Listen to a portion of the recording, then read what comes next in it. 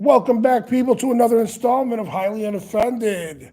Mi gente, we're here for you. You're thinking it, we're probably going to say it today. We got some cool guests in the house today. I got a bunch of white dudes. They took all my people's jobs today. They said we taking their jobs. They took my people's jobs today. Hey, man, they got to get it too.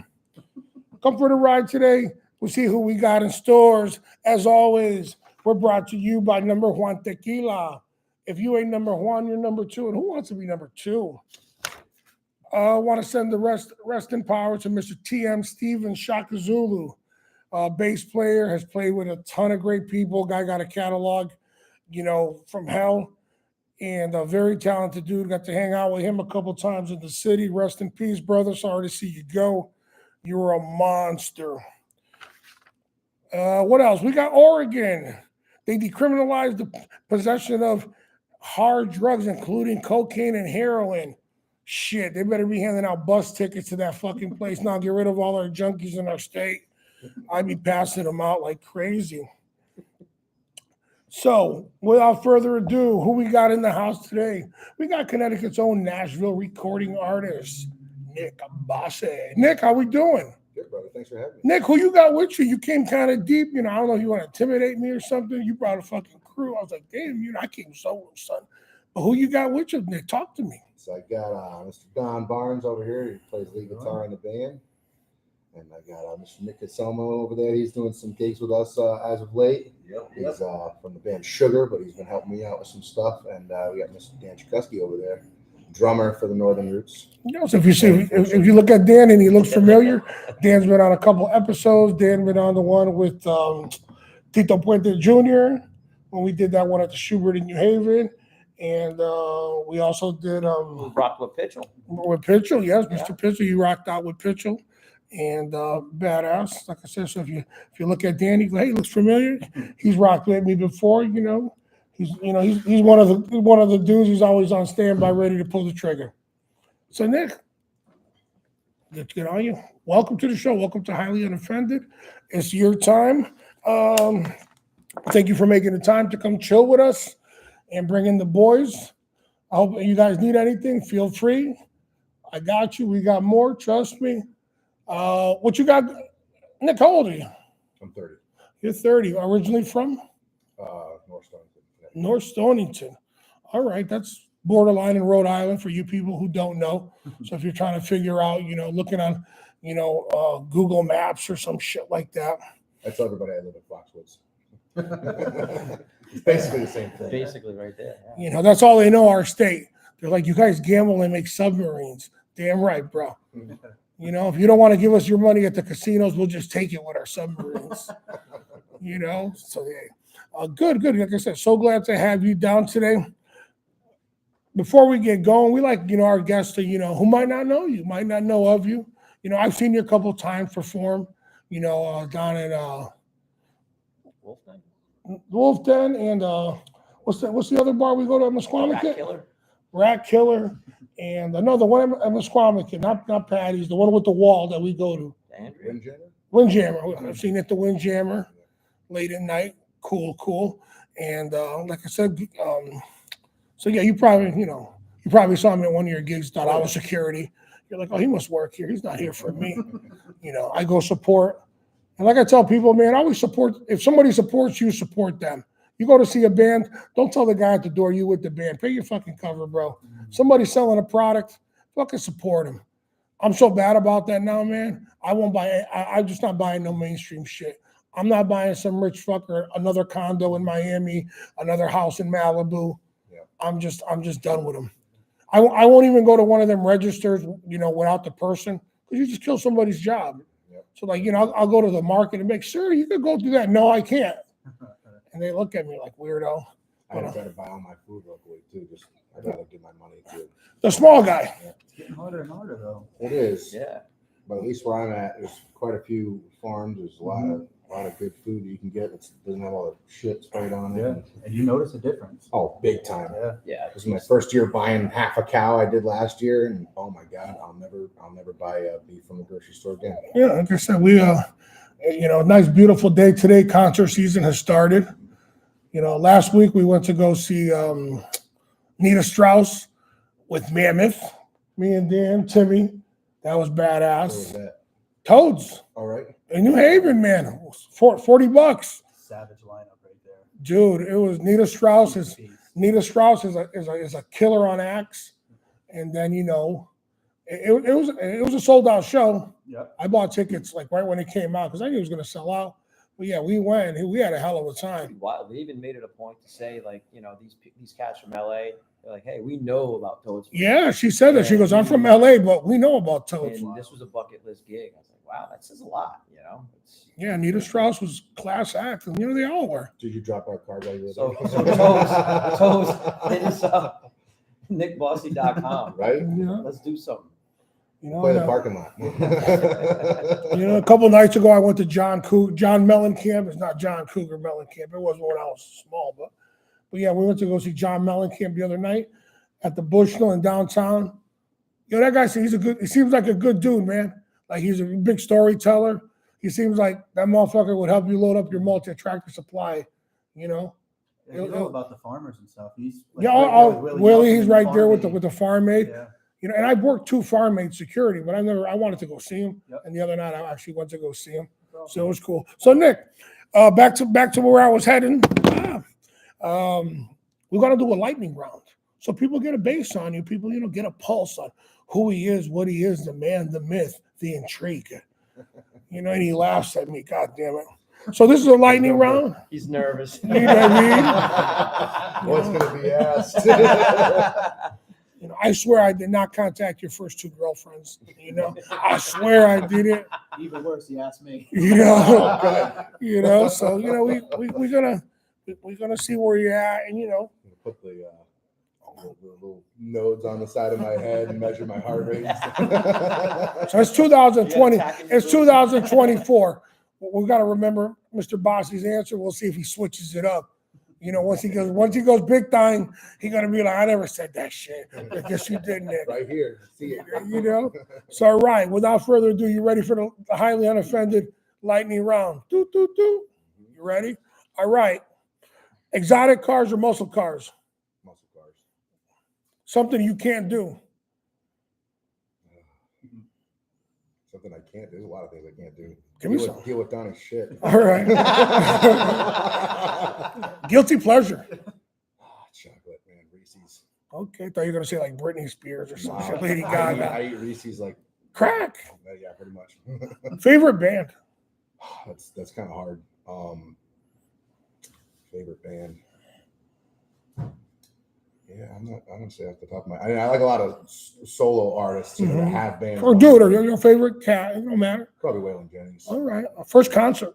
First concert was Judas Priest and Heaven and Hell. Yeah. Oh, shit. Yep. We went to go see him last year. Saw Ronnie James Dio. He was insane. Oh. I think I was 15 years old. He was incredible. Still had the monster in his. Dude. Gargoyles on the sides of the stage shooting flames out over the crowd. For a first concert, like it set the bar real high. Yeah. Holy shit. Years ago, me and Timmy went to go see Motorhead, Dio, and Maiden, right? Yes. Yeah, dude. Yeah, that one got messy. That one got messy. But yeah, that was a bad lineup. All right. If you never heard this band again, you'd be okay with it. Anything Or solo artist, anything. on the top 40 radio country. I can't. Yeah. Roger that. I got you. I feel that way about top 40 music. Like I don't listen to. I let a friend of ours use my truck one day. He comes back. He goes, "Hey, I think something's wrong with your truck." I go, "What happened? What you doing?" He goes, "Dude, I put the radio on and none of your presets are in." I go, "I don't listen to the radio." He goes, "What?" He goes, "What do you listen to?" I go, "My iPod or Pandora." He goes, "Oh, I thought something was wrong with your truck." I said, "I don't listen to that shit on the radio." He goes, "Oh." I said, "Nah, dude, I can't roll with that." My last car had a cassette. Yes. Tank. That's what I listened to in my last car. Hey. I got cars with cigarette lighters, brother, not USB ports or 12 volt. I got cars with cigarette lighters. All right. So let's keep it going. Willie Nelson or Jason Aldean? Willie Nelson all day. Willie. Martin or Taylor? Martin. Hank Sr. or Hank Jr.? Ooh. Hank Jr. All I love Hank Sr. Good answer. Don't haunt me someday, but Ooh, Toyota or Buick? Oh, I know we got that question from. I'm gonna say Toyota. All right. Oh, hey, my Tunder's about to hit 300 thou. Don't get it That's twisted. what I'm saying. People don't realize how long those things go for. I love my 4Runner. What? Beat the shit out of it. Toyota for live homes. Yeah, Hey, man. I'm telling you, bro. Northern Roots or Southern Vines? All right, did you write all these? Hey, Northern We Roots just, all we day. just dropped merch this hey, week. Oh yeah. hey, I gotta apologize. I'm an investigator. I do my due diligence, bro. All right. All right. So, bonus question. Don't fuck with Merle or Hippie Queen. Merle. Merle. Oh. All right, all My wife right. can take care of herself. All right, so that wraps up our our lightning round with Mr. Bosse. So you guys got a little heartbeat on him. See where he's dialed in at. What's he feeling? What's he not feeling? We like that. When did you start with this music stuff?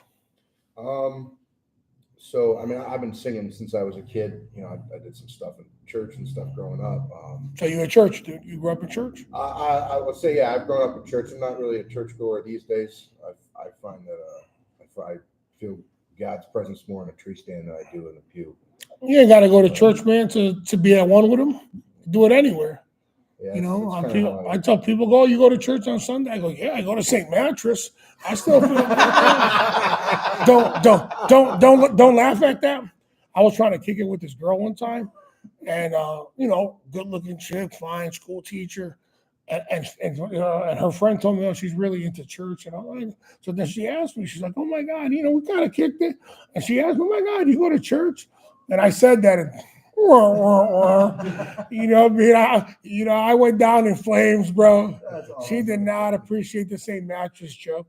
What you gonna do? Hey, So- you want to find somebody with a sense of humor. You know what I mean? Yeah, she ain't care for my jokes. So, oh well. So you started in church. Yeah, I started off playing. I did some singing and whatnot, choirs and stuff like that. It wasn't for me. So I got into went to another church that had like a band kind of thing, and that's where I started playing. I played guitar, but I actually was playing bass in the church band. Really? I never knew Yeah, that. yeah, very poorly. But I'd sing little harmonies and play the bass, and I learned like 4 little bass grooves, and that was about it. And that's pretty much all you need for church stuff. Oh, except for a church. stuff. Except for a church. Church stuff. He threw the disclaimer out, I dog. saw that little crazy eye popped out. No, I played a bit, and then when I was in high school, I would play guitar just to try to get girls, but it didn't really work out for me because my buddies are all like, yeah, sing this song, sing that, and the girls would be over there, and I'd be like, no, they don't want to hear. So I just would play for campfires and stuff with my buddies, and when I got out of school, and my dad was like, Once again, it's all about chicks. It starts that way, right? That's always how it you're starts. right. You play the guitar, you're like, oh, I can play these 3 chords here. But a lot of people, they start playing guitar, they play like Wonderwall or some of those other songs. Cape My on the first Third. Cape on the Third. But my first song I ever learned how to play was A Boy Named Sue by Johnny Cash, because my dad told me I could only cuss if I was singing. So I wanted to say son of a bitch in a song. You so should have I been a learned rapper then. right? Yeah, no, that was the stuff I learned. And then when I got out of school, my dad was, yeah, you should go play this pizza joint down the street and make a little bit of money, So I asked, went down there and talked to the guy, and I'm like, how many songs do I have to play? He's like, you need 3 hours worth of music to play down here. And he goes, I'll give you $100, $150, something like that. I was like, holy crap, for a broke kid, I was I was a janitor at the time. I was like, oh, that's pretty good money. So I learned a couple hours worth of songs, and people started coming out and see me play because I played like a lot of really old. I'm talking like 50s, 40s country, old folk music and stuff. And people were really into it. But all the artists that I met that I was asking like advice, like, no one's gonna come see you play. No one likes to listen to that music. No one's gonna come see you play Johnny Cash and Merle Haggard and Chris Christopherson. And then I just kind of built my whole thing around playing the older music. Me and Ramon used to go to karaoke night, and I was an old school guy, and he would always sing Coca-Cola Cowboy. And my boy tore it up. And I got to like that song because of that dude. Every night we see him coming up, we're like, oh, Coca-Cola Cowboy's coming on. And my man, he would do that, or A Trailer for Sale. Yep. And every time I hear that song, all I think about is Super Dave Osborne. But yeah, Roger Miller. Yeah, that used to be in the set for a while. Which I one? wasn't in the set though. It was like we tried it once in a while, right? Do we actually do it for like We on did the it for set? the summer. Yeah. which one? Trailers. Oh, yeah, shit. King of the Road is the name of the And song. what does yeah. that song start with? Bass. Go. Is it one of the 4 grooves you need to know to play bass? Well, Though? it's easy I'm to never be a gonna hear good the end of bass that. I'm player. never gonna hear it. It's hard to I be a said great church bass music player. specifically. I knew that was coming. See, when I was young, if you played bass, everybody asked you, "Can you play the Barney Miller theme?" Barney Miller's an old cop show. You guys are like Barney Miller, not the purple motherfucker. Barney Miller was a cop in New York. You know. So yeah, everybody would say, "You play the Barney Miller?" No. Yeah. His teeth on that. Yeah, another one signed from. Yeah. I've never watched an episode of that. I've never watched an episode of Seinfeld. In my opinion, you're not missing much. No. It's like I would throw myself off this building if I had to watch that or Friends. It's just like I'd rather watch Seinfeld over Friends. I don't know. Too many people I know obsessed with Friends. I'm like, it's not even It's like a funny. cult almost. It is. It There's is. no groovy bass one either. But even when Seinfeld was over, man, you know, it was like white people acted like it was like Wham broke up. You know, cats lost their mind, bro. Like, oh my God, Seinfeld. I was like, oh, don't you love that? I'm like, so, and for some reason, I always fall into a circle. Somebody will make a reference and I don't get it. I'm like, they're like, you know, and I'm like, I don't know. I'm like, I don't speak Seinfeld. I would rather watch his old stand-up because he was Yes. dirty, funny.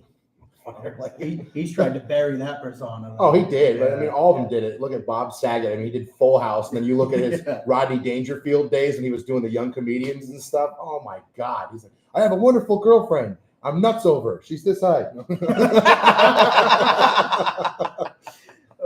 And that dude party like a rock star. Oh, yeah. Oh, He yeah. party like a rock star. Eddie Tanner. You know what I mean? So you cut your teeth at the pizza joints, and then what else? Well, I did a lot of free shows back then for nursing homes because Okay. I thought it would help me get over my fear of playing in front of people if it was in like a low pressure environment. And I had done a little bit back when I was a kid doing with church stuff, you know. But I kind of went out and did it a few times on my own and played some just you know, for free. I just go play these little gigs. If I said if I'm playing for free, I'm only going to play like an hour. You know, if I'm getting paid, I'll play longer. But if I'm playing for free, I'll go donate an hour of my time. And you know, that's also playing a lot of those really old songs, like you know, that people in the nursing home. And in the nursing How do home, you know this song? and you're in the nursing home, you know, if they got Alzheimer's, you could just keep playing the same song. Honestly, Yeah. though, so speaking of that, I had a little gig I did at I think it was Cadbury Commons. It was up outside of Boston. No, it's Cambridge. Just trying to remember. And it was an Alzheimer's specific, and for people with dementia, Alzheimer's in this place. And it was so cool because a bunch of the nurses were telling me and stuff that like, because there were certain people I was singing to that were like really into it and excited and singing along, and they're like, that lady hasn't talked. They say the music triggers shit, dude. And I'm They playing say it just unlocks stuff. they say neurologically, man, it unlocks some shit, and you know, people just because you got to think music. I always say music's the cheapest passport because you can hear a song and either remember shitty times or remember good times. You're like, oh, I remember when that song came out. I was going through this. I was dating that person. Ugh. Or you can hear a song and be like, oh shit, that reminds me of being on vacay. You know, it's like the other day I found a song that just sounded like summer. That's the shit I sent you. And I said, oh, this is on the summer playlist like a mug. And just, you know, like I said, I always said music is the cheapest passport you have. Yeah. And, you know what I mean? That's if you listen to different kind of stuff. You know what I mean? You got people that listen to one thing. I don't know about that. That's like saying, yo, I eat pasta. What else? I eat pasta, bitch. That's it. That's it. And, you know, you got people like that listen to one kind of music and like nothing else. You meet people. What do you listen to? You know, the radio, and they just don't have that connection. It's so foreign to me. Like, it's crazy. You know, it's like to me, man, I've seen Rush 13, 14 times. People go, oh, that's your, yeah, that's my shit. But I've been to a million rap shows, and you know, I'll go to, you know, I took this guy to Brian Setzer with me, and you know, he ain't know what to expect. I said, dude, come on, man. I said, you know, it's a little rockabilly thing. Showed up yesterday to his his get together and he's wearing his Irish shirt. It was the Rush logo, the guy bare ass, and it said "I Rush," and it was in green. I was like, How's my that is shirt? so freaking That's genius. clever. I like Yeah, but like I said, yeah, I've met people like that. Oh, I There's only people that don't even get it though. yeah, but I've met people. Yeah, I only listen to this. It's like, wow, dude. You're like, really, dude? You don't know? Listen to that? I'm like, all right, dude. You know, it's just like I don't get it. I can never be that way. Those are the people that are saying ketchup spicy. Yeah, you My know. thing is like as a musician, like obviously I play country music, but Yeah. like, I listen to everything. My dad raised me on like classic rock and hair metal and old school like gangster rap, and my grandfather was raising me on Merle Haggard and Johnny Cash, and I was listening to like 90s and 80s country with my grandma, and I'm listening, I was all over the place with what I was listening to. I mean, I even listen to classical music. When I got the kids in the car and I'm trying to get my daughter to fall asleep, I turn on the classical station, just out. And I like it. It's pleasant. But the only thing I'm not really into is I don't like mumble rap. No. I can't stand that. I feel like it's no talent. And that's just, you can crucify me. I don't know where the camera's pointing at me. Go ahead, crucify me. It's no talent. It's just like calling a DJ a musician. I invented mumble rap when they took out my wisdom teeth. I invented that shit. When they took out my wisdom teeth, I invented that shit, but I didn't capitalize on it. So I missed the boat. I fucked up. I'll own that. You guys should have been at my mansion right now. But I started. I'm telling you, when I got my wisdom teeth, I invented that shit. But I fucked up. I missed the boat. Story of my life. I like rap, like especially like the gangster rap. Like my dad always, because I was born in '93. So the joke was always like, I tell my dad, oh, it was the best thing that ever happened in 1993. And he's like, Snoop Dogg, drop gin and juice, bitch. I'm like, not your son. He's like, fuck you. But I just I like all types of music. I think if you're going to be a student of music, which is what we all are, exactly, we're always learning. You just because we don't play certain things doesn't mean we don't appreciate them, appreciate talent. Like there's people from all different genres. People think that because I'm doing like the country and the outlaw country thing like that means I'm like anti. I go out and support my friends playing everything. Exactly. Weird bluegrass. Like mixed with like almost tech stuff. There's all sorts of different types of. I go support this guy. I almost get my ass kicked at some bar. At the Lady. They weren't very friendly to me there. No, dude, but I knew I was in trouble, right? So I get there one night. I was running a little bit late. So right when I pulled up, all I see is fucking Dodge and Ford Country. And I pull up in my ton. And I'm like, oh, dude. So I get to the door, and the dude at the door is like, what? I'm like, just want to go in. Fenway Frank. So, I paid my cover. I walk in, and I think I instantly got nominated, most likely to get fucked up tonight. And I went to the bar, ordered, and I asked the dude at the door, and I'm like, hey, how long did the band play? He goes, they just started. I'm like, oh, fuck, I ain't going to get to talk to Dan for a while now. And I stood at the bar, bro, and I was nervous as hell till Dan's wife walked in. I'm like, yes, I got an ally in the bar. She's like, what's wrong? I'm like, yeah, I'm getting some looks in this place. I'm like, I don't feel comfy in here. But yeah, like I said, I always try to support people, man. I don't give a shit. You got to. You ever find yourself like listening to something, like rediscovering? Like I've been listening to a lot of 80s lately and old, like, lowrider music. A lot of gearhead music. I've been listening to that. Like, I don't know, Def Leppard been on freaking rewind in the car like crazy, and Duran Duran. And I don't know why. I just been listening to Pyromania like it came out yesterday. I'm gonna hit it again. I don't know. For me, the only recent thing I would say is I grew up, listening to like a lot of the 90s and the country and on the radio and stuff. And so like as a musician, I kind of stayed away from 90s to newer, and only did really like the outlaw, like 70s kind of stuff, But more recently, I've been listening to some more of the 90s country and like songs I used to listen to, kind of like you said, rediscovering it and getting it. Who's big in the 90s? Like that Billy Ray shit, No. I don't really listen. I was talking more like Diamond Rio. I really liked Diamond Rio when I was younger. All those harmonies and everything. And it was kind of cool. We played the Washington County Fair in Rhode Island a couple years ago, and we're sitting there playing. It was like a shitty, super hot, sun's baking us, and we're just playing 4 hours. Right, it was 4 hour gig. It was long, and it was just we're all just drenched in sweat. It was disgustingly hot out. Take your shirt off. And nobody wants to see this vanilla pudding pack. But so I'm looking at this guy. He came in and he's sitting like right in front, and he looks important. You could tell musicians look a certain way. I was like, he looks like he's music. I don't know where I recognize him from. We're playing when I get done. Like, yeah, Jimmy Olander of Diamond Rio was sitting right in front. He watched you for like an hour and a half, and I was like, no shit. So he went to the lady who ran all the music and stuff. He's like, hey, tell that band to hang out for a bit. I want to talk to him when we're done with our set on the main stage. And because so I got to meet him afterwards, but he got to have us. We sat right backstage, which was really cool because they did a bluegrass set and they covered a bunch of Kansas songs. Oh, Like they did "Carry On My Wayward Son," but it was like really fast paced, like like bluegrass. It was incredible. They had the place going insane doing the Kansas stuff. It was cool though. It was really cool. Fast, like extremely technical, fast playing. He gets done. He's the only one drinking because all the rest of them, they're all born again Christians, so they don't drink. And it's a dry county. Nobody's supposed to be drinking at the Washington County. And he's drinking behind the bus with his red Solo cup. He's like, yeah, they're all. And I was like, so we talked to us for like an hour and a half. It was me and a couple of the guys that stayed.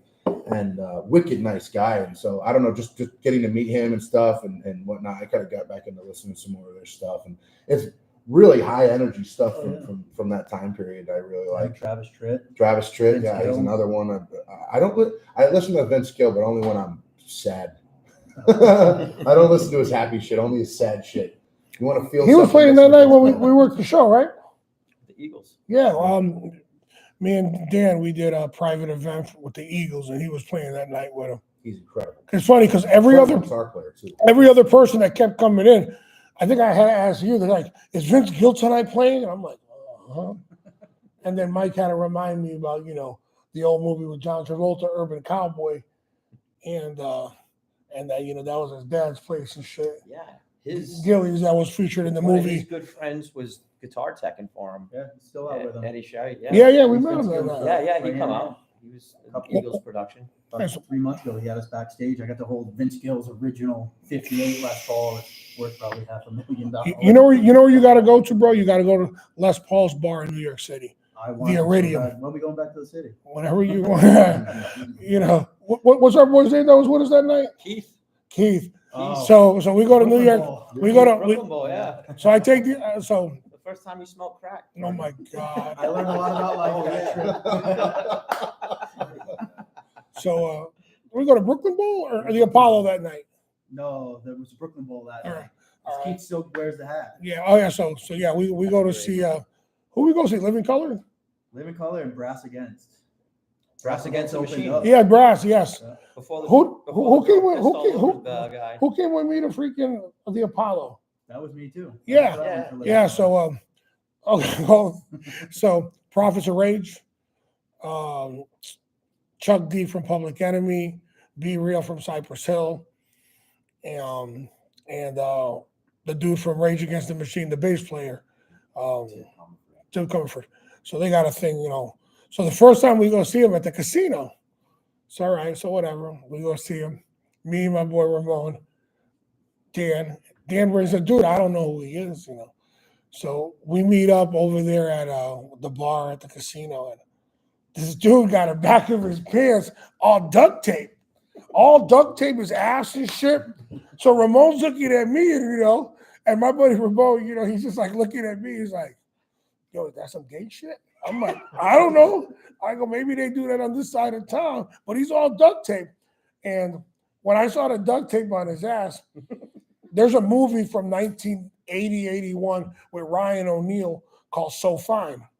And in the movie, he's hooking up with a married chick. And while he's hooking up with her, her husband shows up. And her husband is, you guys remember Jaws, the guy from the Bond movie? The big, tall dude? Yeah. That's her husband. So he puts on her jeans and runs out the window.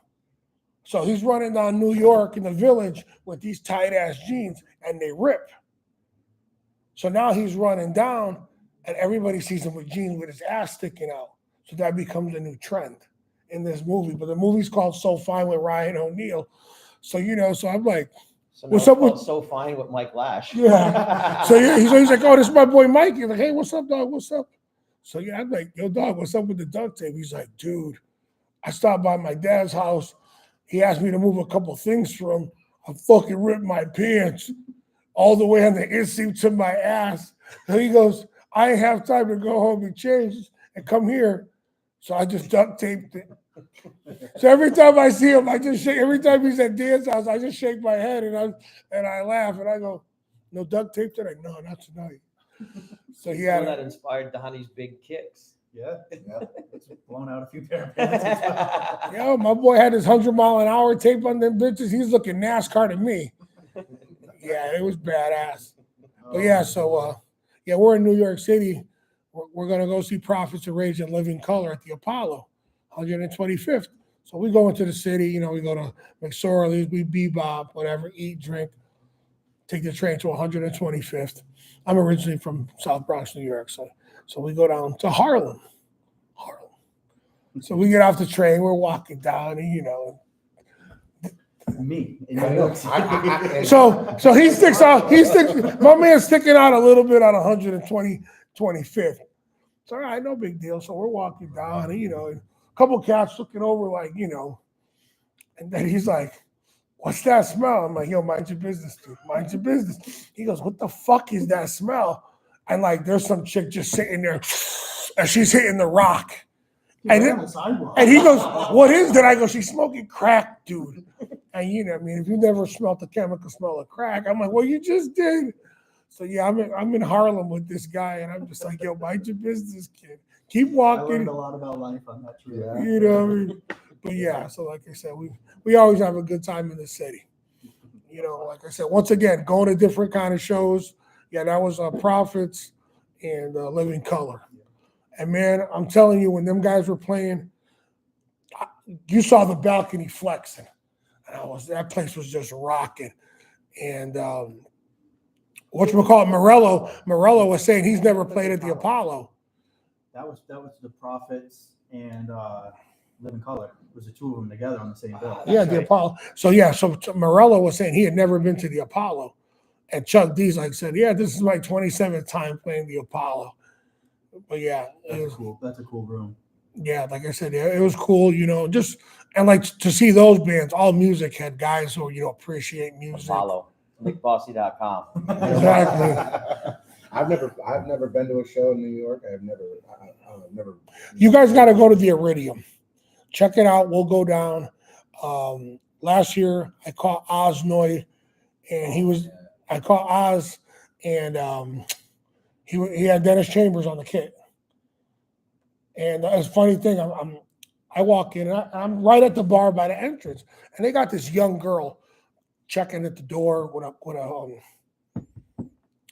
clipboard, and you know, I see a girl, beautiful, California looking. She's with a dude. The dude got a baseball cap on, but it says Fender. And so whatchamacallit, so dude gets up there, and you know, oh damn it, I fucked up the story. And he's somebody. He'll hit me in a minute. So she takes this dude, and she freaking puts him like nowhere. And I'm just like, she ain't know who he was. So then the sound guy comes over and is like, why'd you put him back there? Bonamassa. That's what it was. You got it. You remember? Oh shit! Oh my god! Yo, she put yeah. And because he had his ball cap low, he was, you know, he was trying to be cool. And I'm listening, I'm creeping. And when he's like, yeah, Bonamassa, she's like, mm-hmm. And she put him in nowhere land. I'm like, yo, he was on the guest list of Chambers, and you know. So then the sound guy comes over. He's like, yo, you gotta move him. She's like, why? He's like, yo, that's Joe Bonamassa. So then she went and changed him up. But he was cool because he ain't even cop an attitude or anything. And I got a nice picture with him that night with Oznoy. But yeah, you guys gotta go to the Iridium. It's in a basement.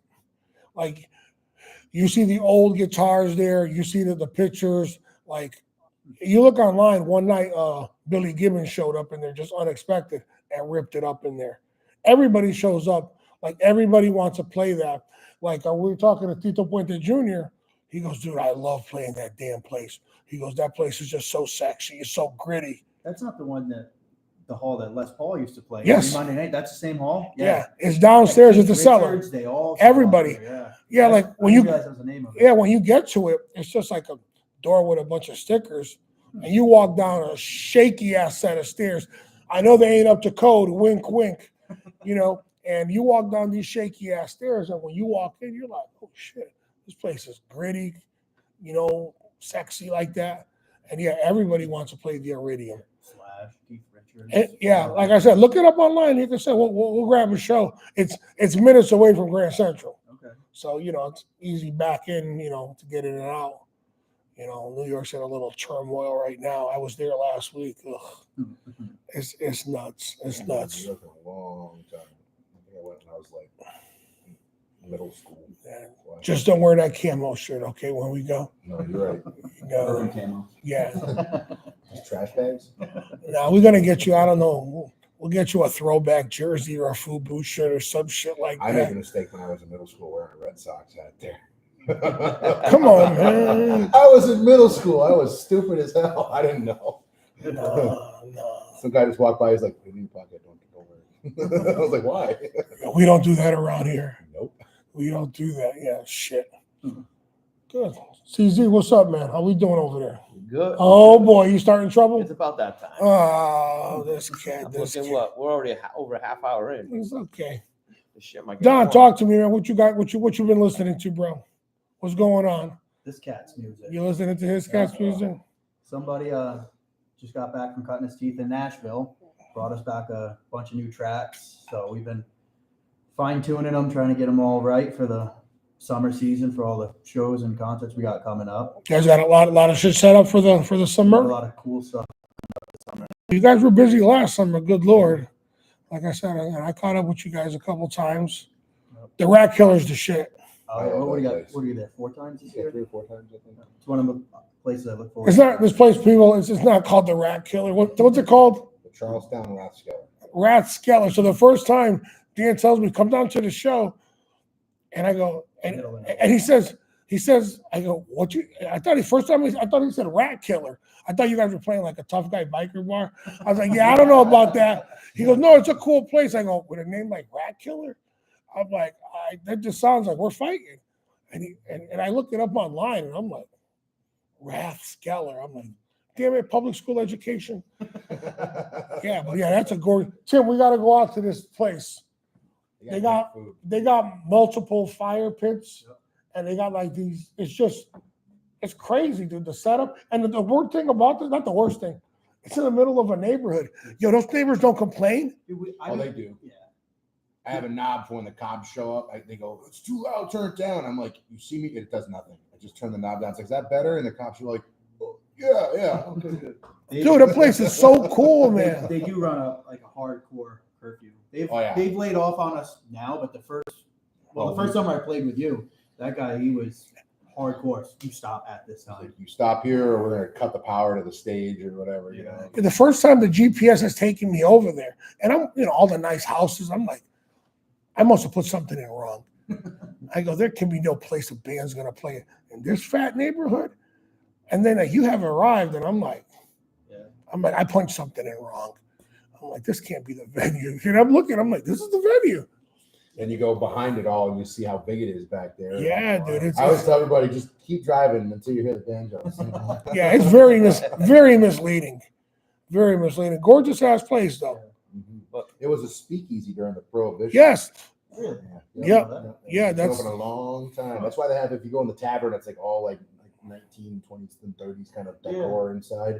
And I missed, they had the old door on the place. I don't know how long it was there for, but it was like a rounded top, giant wooden 2-part door. And it was like that thick, this big freaking door you go inside. I always thought that was cool. They replaced it with like regular glass doors. I was like, Oh, that's cool. I didn't know that. yeah, it's a cool place. I just, I love their food too. Oh, yeah. Yeah, it's a cool place. Like I said, last time I went to see Dan, go over to the Mist. I hung out for too long, and I'm skipping a jump from there. exactly. And then it's like, told my boy Eli, hey, let's go over. He's like, yeah, let's head over.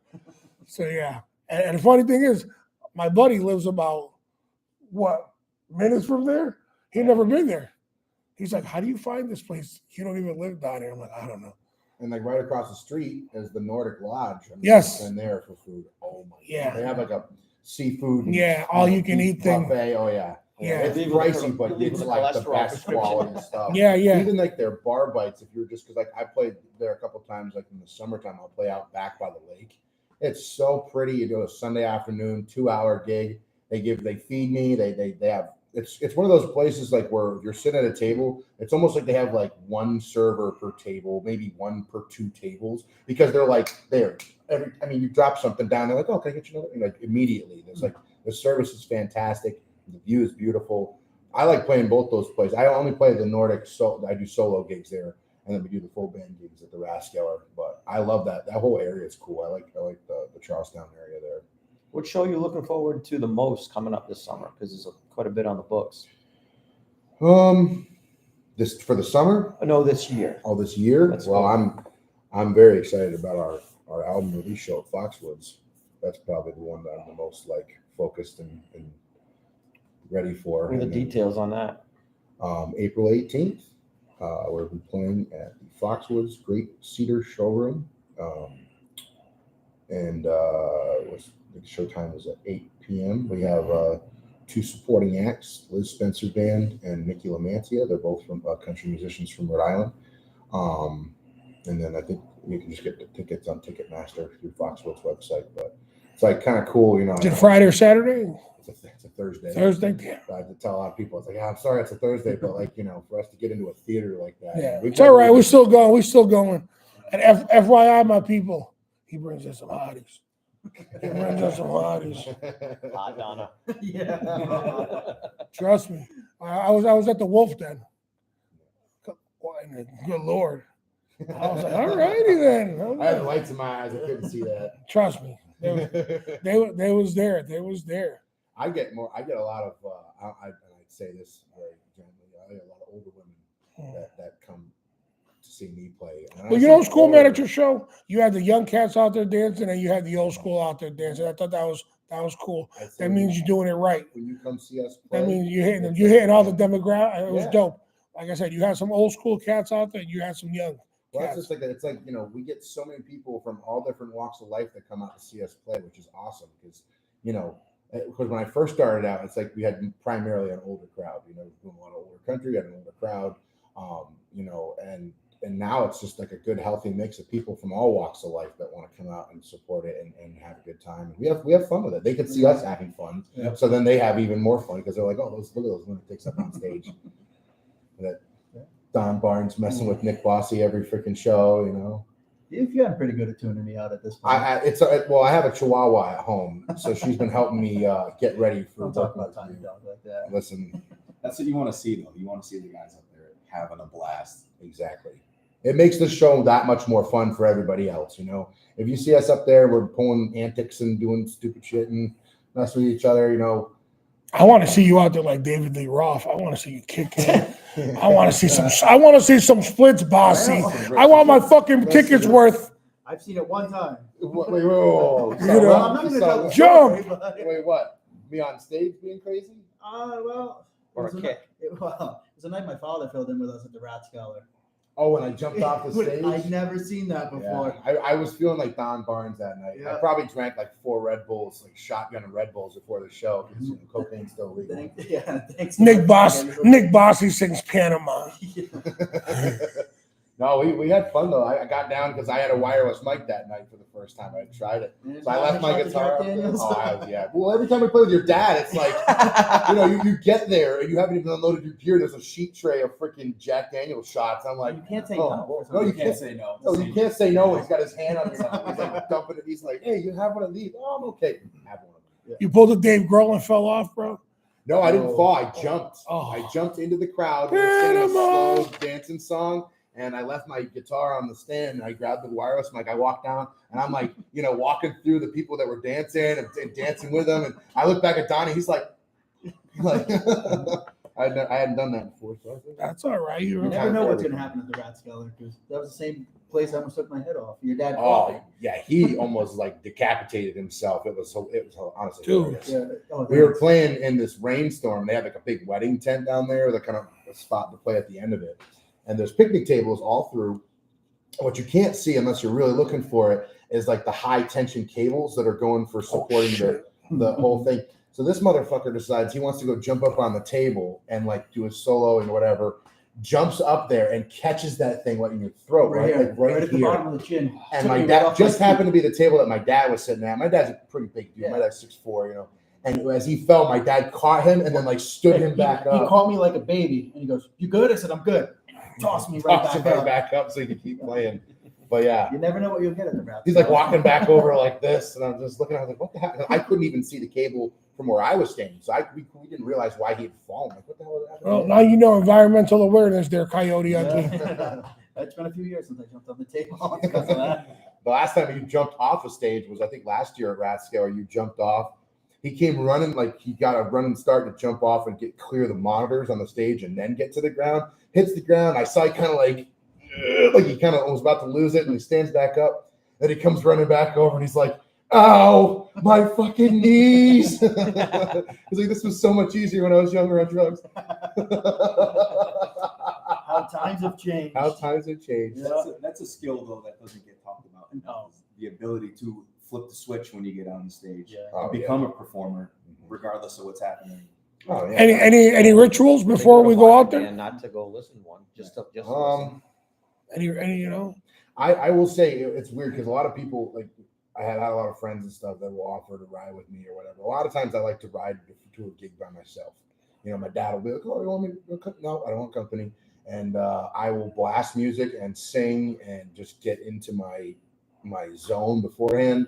You guys know me. I'm not really a heavy partier, especially when we're about to play. I'm all about, like, I'll party afterwards, but before the show, I don't really like to drink much. You know, I'm hydrating. I maybe have an energy. You don't want to compromise the performance. That's cool. You're It's a product professional. I'm putting forward. I want it to be the best product that I can do. So you practice all this time so you can go fuck it all up, Yeah, slosh. exactly. Well, so many musicians I know that are extremely talented, but people don't take them seriously because they'll get drunk before they even walk on stage. And then, you know, they take super long breaks, or they do this, or they, you know, I had guys, you know, you're trying to find him and he's, you know, with some girl in a freaking porta-john somewhere. And you're like, "Yo, you've been away from the stage for 30 something minutes now. Where are you? You know, That ain't a break. no, You know? that's called find new employment." Yeah. and that's, you know, and that's the thing though, because they can be super talented people, but because they're so wrapped up in the idea of being and I mean, at the level that we're at, like, we're not superstars or nothing. So, like, you could really leave the rock star mentality at home. Like, you're not, you know, at that level yet. So chill the hell out, put out a good product. People pay good money to come see you play. Make sure that you're rewarding their support with what you can do best. And that's all I'm about is, you know, Take care of your customer or someone else will. Exactly. Yeah. Like I said, you know, I think we've all have walked out of a show going, "Yeah, I just got chumped." You know what I mean? That sucks. That sucks, you know, we're all concert guys. You know, I know I've walked out of a show going, "Yeah, I could have stayed home and still had a couple bucks in my pocket, but this guy just pimped me for the night." Well, hey, what are you going to do? There's a difference between having a bad night. We're all human. We all have bad off nights, but when you're deliberately doing it, like you're talking about.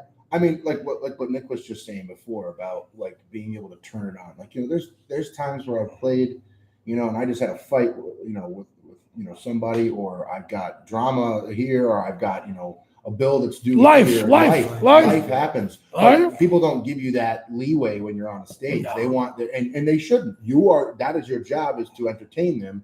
So You showed up to work. You showed up to work. So, and you're part of that, at least for me, is being the front man and being, you know, open to the fact, or not open to the fact, but just you have to accept the fact that you have to have that high energy, or that, you know, that entertainer mindset, even if you feel like shit. I mean, I played gigs with like 101 degree fever, and I just felt like ass, and I didn't want to lose the show. You know, I'm up there sick, you know, trying to get people are coming up to give me handshakes. I'm like, "Oh, I'm sick. Don't touch me." Like, you don't want this, but I'm up there playing for 3 hours or whatever, you know, and it's all about that. You know, you have to be able to turn that on and keep it on, and then, you know, go home and crash hard so get some rest. But spend a lot of time, because you're making everyone else forget that they have to jiggle the handle on their toilet to make it flush, and all their problems and all the things there. They're there to forget about. They're their there to see argument, you. their And, bill. yeah, they They're don't there to want have a to good hear time, you know, any excuses because they paid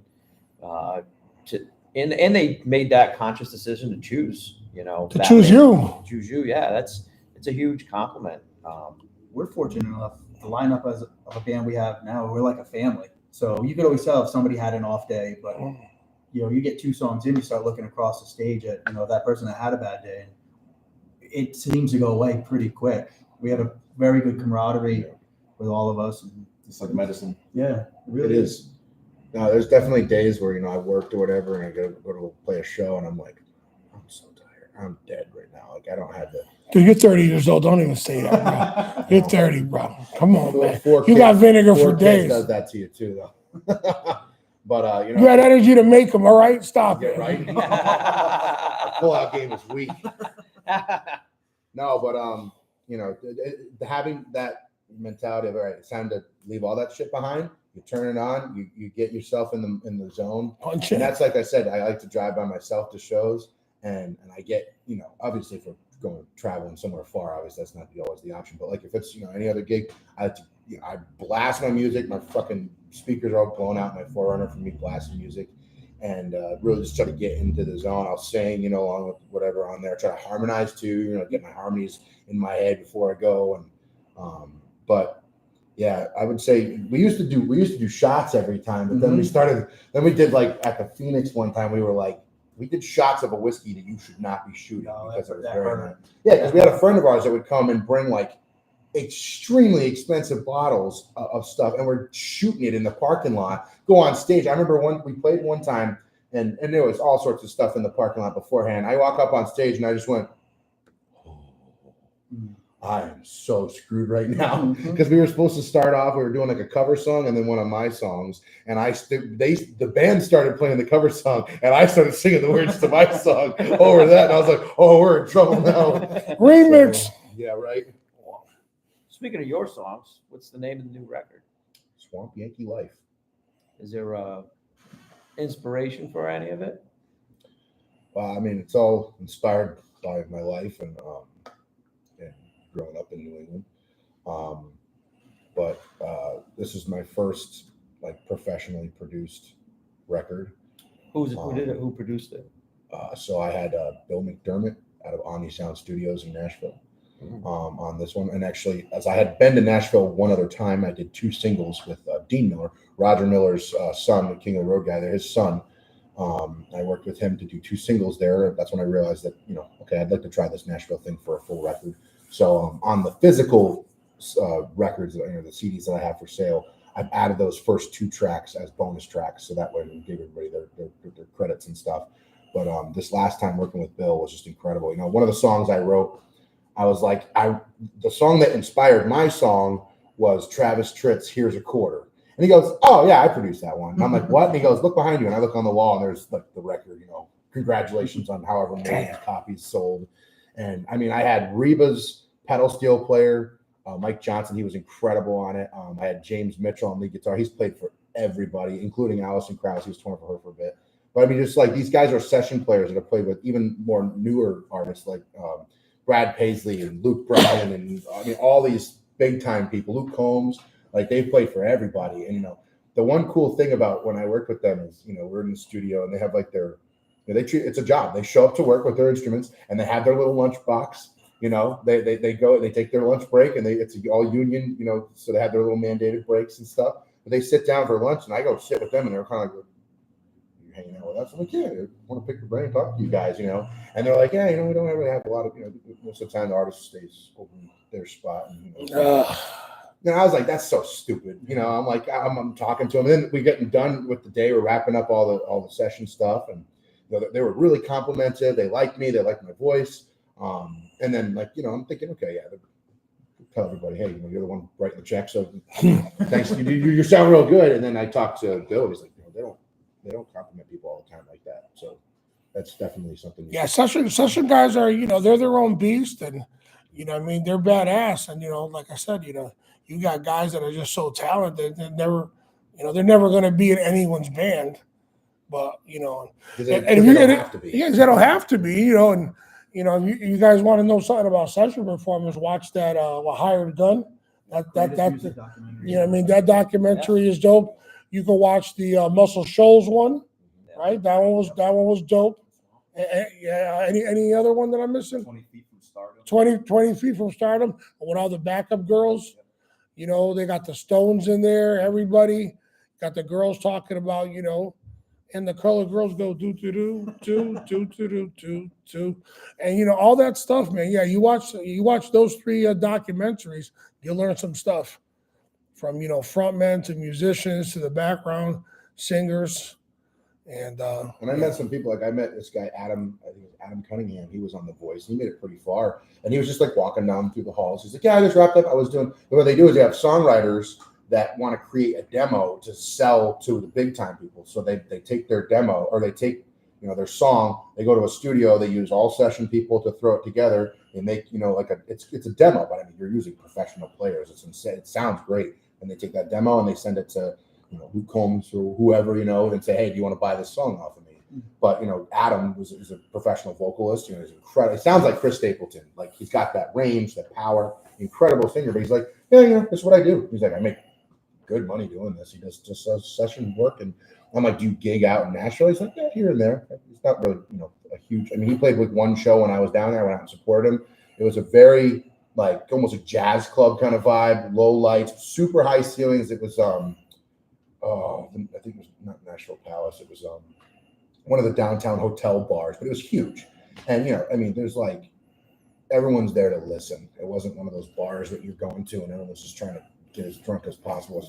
The band is background noise. Yeah, exactly. That's a lot of the places down there on Broadway and stuff. But like, this was like off the side, this was a more classy. Yeah, well, me and the boys. I was getting drunk and I was getting pissed. There was this bachelorette party on the side, and everyone else. Oh my God!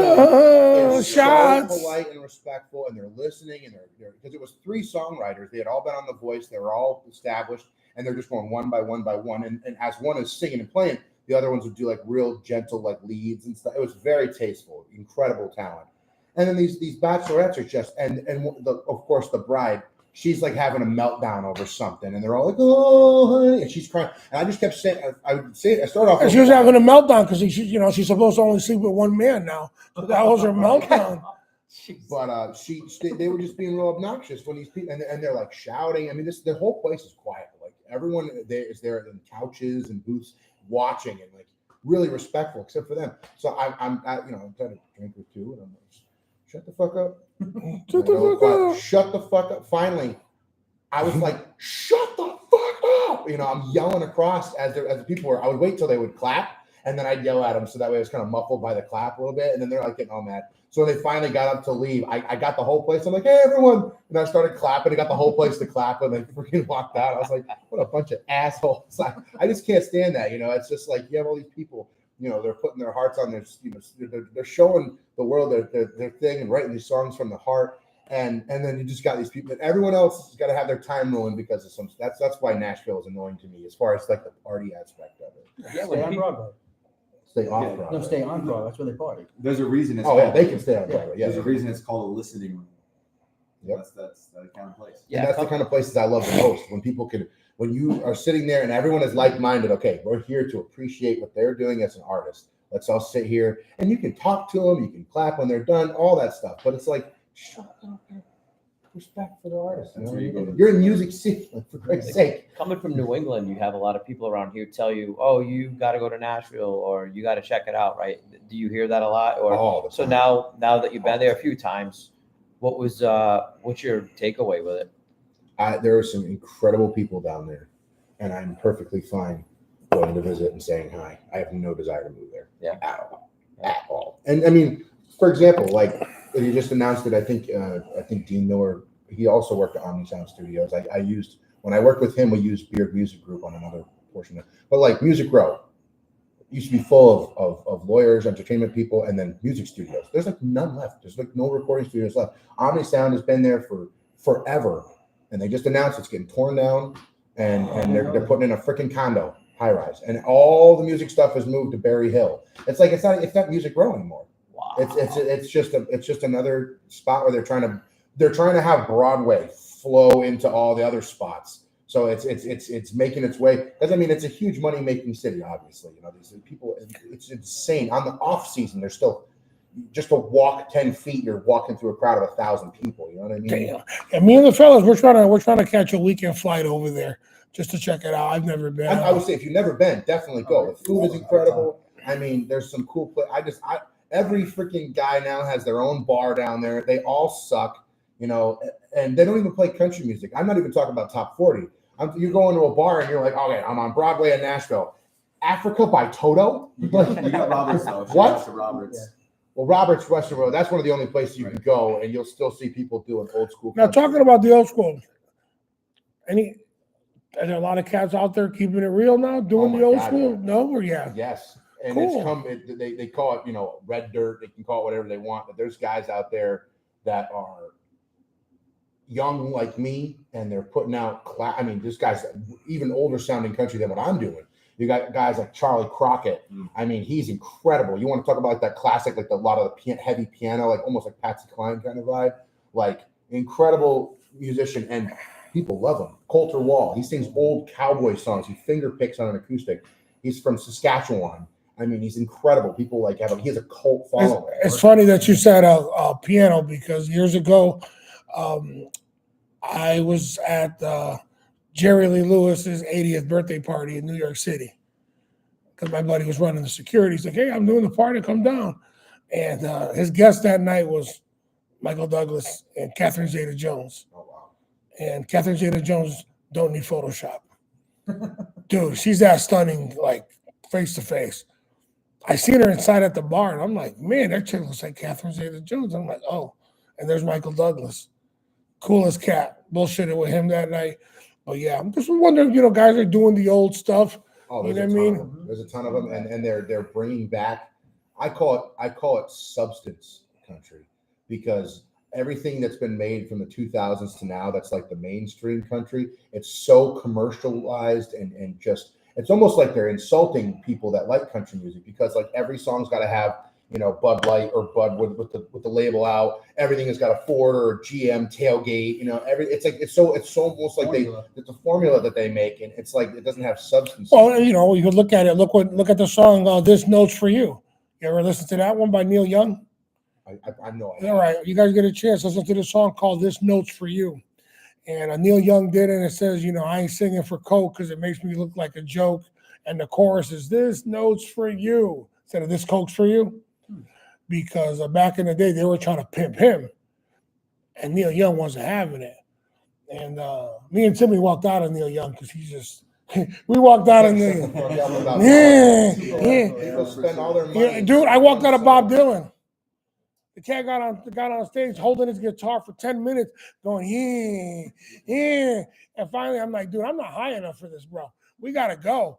And then same thing, we went to Timmy acquired tickets one night for you know, Neil Young. He's like, oh, let's go. We're like, dude, let's go.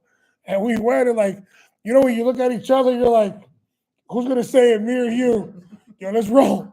And we had to go on him, and I'm like, I'm embarrassed to say that, you know, I walked out of a iconic dude like that. And and the craziest thing was, like, when it was Bob Dylan, who opened up for him was Elvis Costello. It was one of my favorites. And I seen him this past summer in Bridgeport, and he played, you know, Red Shoes all slow, and all his songs, it was like Suicide's greatest hits. I walked out on him, and when I'm walking out, there's probably 50 white boys walking out, and, you know, these boys were heated. They're like, what the hell? They were so mad, and I was like, okay, I guess it wasn't just me being a bitch. And, you know, the guys were like, what the fuck's what's wrong with him tonight? And he played all his songs all slow, melodramatic. I'm like, did I come to fucking emo night or something? And it was just like, dude, I want to hurt myself right now. And yeah, because dudes were walking out. I'm like, I never thought I'd walk out on Elvis Costello. And a lot of times, you know, the artist counter argument will be, well, you know, as an artist, I have this, I have that, I want to try this, I want to try that, which is all well and good.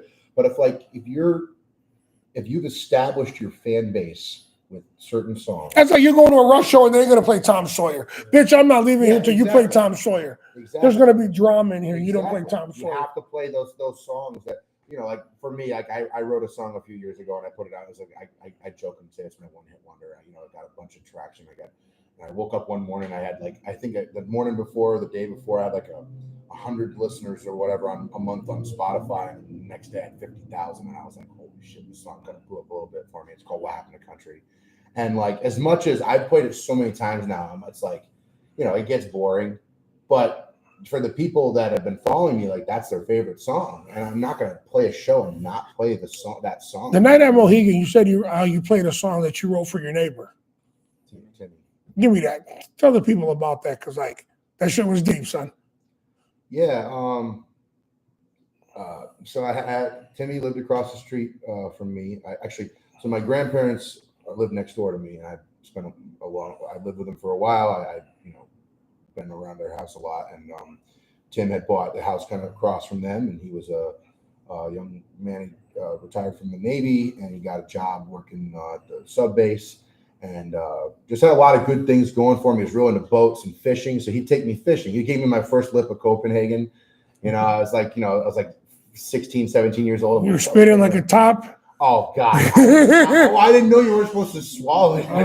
I put this Copenhagen wintergreen in, and I'm like, why does everything hurt? It's like all the way down, burning, stomach, throwing up. But you know, it was cool. We go hang out. My friends would come over. You know, after school, they drive over. We go over to Tim's house, have a bonfire. He had these giant like fry-later things. We cook turkeys. We put a big cutting board across 2 sawhorses and sit out there by the campfire just eating turkey. We're like, yeah, we're fucking, you know, smoking and dipping and everything. And but then Tim always drank. My grandfather drank with him. They were drinking buddies, but then it just got to the point where it was a number of years had gone by, and it was just getting bad. And it wasn't just, you know, having some beers and getting drunk and having fun. It was like, you know, he'd start drinking the second he woke up every day. And he was in and out of rehab. He crashed a bunch of cars. He drove the wrong way on 95 and crashed into a bus with his truck. And I mean, there was times he drove over my mailbox so many times. I actually ended up buying the house directly across the street from him, which is right next door to my grandparents. And that was towards the end, and he was really bad. I would go check on him a lot, but because I'm not a veteran, I tried to talk to him about stuff, but like I felt like, you know, he didn't want to talk about certain things or whatnot, which is fine, you know. But I always just tried to be there for him as a friend. You know, he didn't really have a lot of to do with his family. He was estranged from some of his family, so he was kind of just a loner. And even towards the end, when there was times where I was concerned about like my kids being outside because of him driving, and he drove straight through his garage door. I mean, ran over his own motorcycle. He crashed his motorcycle into a basketball hoop that kids were playing around. Like it was a lot going on, and it was kind of bad towards the end. But I still would go over every holiday and give him a plate of food. I'd always invite him, but he would never leave. And I knew, because he didn't like to come to the door, so I'd fucking pound on his door until he had no choice. I'd sit 18 minutes beating the shit out of his door. He'd finally come and kind of stumble in. And, hey, here's some food. I didn't get the plates back until he died. You know, his mom found them all when she was cleaning out his house. She said, "These yours?" Those are part of my collection. A full set there. But you know, I didn't care about that. You know, No. I have a special. I have people in my family that have served, and there's a special place in my heart for veterans. So I was just when you did that song that night, I was like, all right, that was cool. I wrote it. I was sitting on my front steps, and I was watching his mom and some other people that were helping him clean out his house after he died. He drank himself to death, and that's a way. That's a terrible way to go. And, when she was cleaning out his house and such, I was just sitting there, and the line at the end of the song is what started the whole thing, because I was like watching him clean out his house to make room for another family, because you know life goes on. But I won't forget. Others might. And then I said, well, you know, let's put it up. Let's put it up for your boy then. It's for Tim. Let's put it up for your boy. Timmy. Hold on, let's go. Timmy. Let's put it up. Chin, chin. No. Woo! God damn, that's so good. Damn. After 3 months, I drink because of that. But yeah, no, that was Wilkes apple bottom moonshine.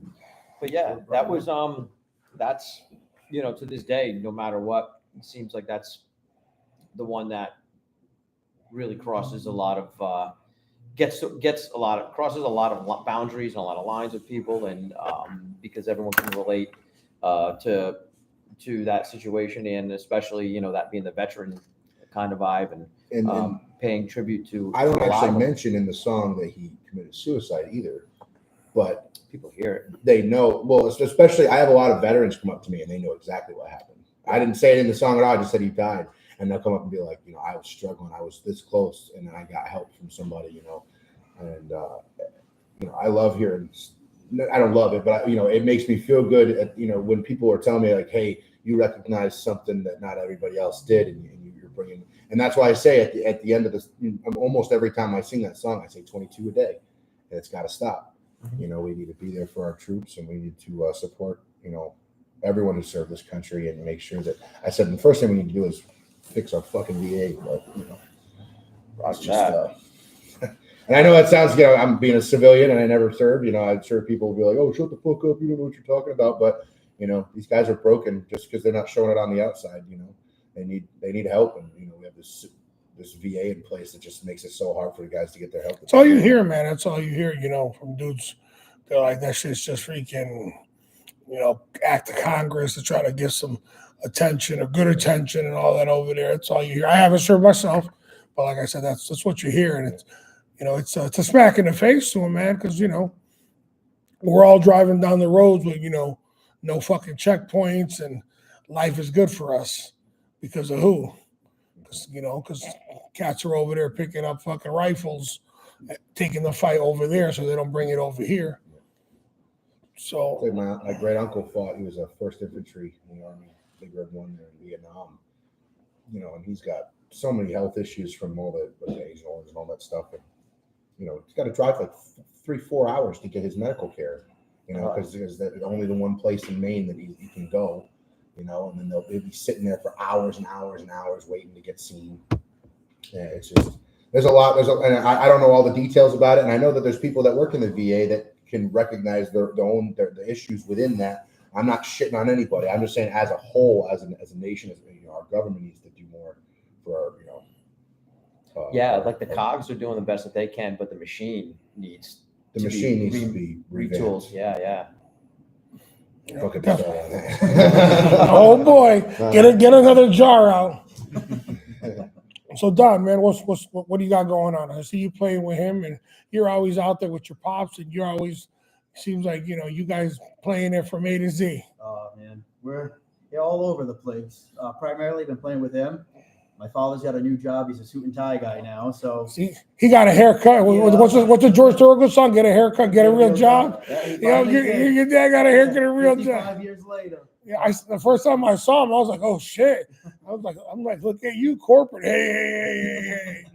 So good for you. So him and I, we play still here and there. It's actually him and I just talked last week. We're doing a festival in the summertime where I get to drag my father out in his Southern rock band again. So last time I saw him, he was over here locally, and I dragged a couple of the boys to the gig. Oh yeah, the tipping chair. Yes, he played there. So I told these guys, I said, "Yo, we gotta go see my man play." That's awesome. And like I said, he's like, "What they play?" I said, "Don't worry, you'll like it." We had a good time that night. But it's always good to see you, Nick. What you rocking besides, what you repping besides Nick Bosse? So, because you're out there too. You're like dog shit. You're everywhere too. Just like everybody needs a plumber, man. Everyone needs a bass player. So I stay real busy with a wedding and event type band called Sugar. And when I can, I fill in my calendar and stuff that I really love to do. Playing this stuff, playing jazz. Now, what kind of music is Sugar? Top 40. Okay. All the decades, 50s, 60s. Nice. We'll do an hour of instrumentals and jazz tunes. So it is great for a bass player. I love playing funk, disco music. But this stuff. Playing Pick Up the Pieces, Average White Band? The pieces, Chic. It's funny that you say Chic because I'm a huge Nile Rodgers fan. Huge. Love Nile. Love to talk to him one day. So I got to see him at the Bushnell a couple of years ago. And he says that, back in the day, he used to party hard. And that's how he used to live in Connecticut because he went to rehab here in Connecticut. And he loved it, so he bought a house here in Westport. Now he's in Miami. But he said he's at the Webster Hall one night in New York, and he said he is. And even till today, if we go to Webster Hall tonight, the bathrooms are co-ed.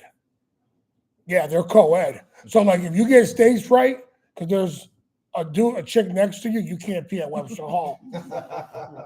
So he said he was all hammered one night, and he goes to the bathroom, and to the left he got Liza Minnelli, and to the right he got Donna Summer. So he said he's all banged up, and he goes, "Damn!" He goes, "Wow, look at these dudes." He goes, "These guys they're coming out. They want the world to know. They got to let it show." So he says he goes outside to the payphone and calls his partner up, Bernard Edwards, like at 3 a.m. Bernard Edwards was a family man. They didn't party like him. He said it's like 3 a.m. He's like, "Bernard, write this down on a paper." So the next day, Bernard Edwards goes, "Yo, dude, don't call my house at that time, bro. You know, you woke up the kids, you know." He goes, "I called you last night?" He goes, "Yeah, you called me last night. You told me to write this down." He goes, "What did you write down?" "You told me to write down, I'm coming out. I gotta let it know. I gotta show it, let it go." He goes, "Oh yeah." So he said they wrote the song.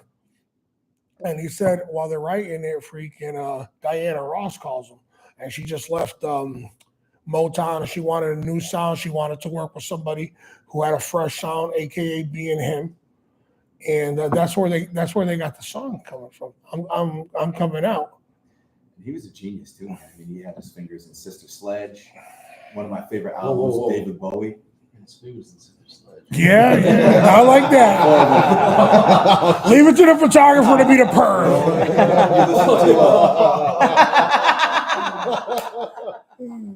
Sit on this couch. You know the two guys in the Muppets in the balcony. Yep. That's one of them.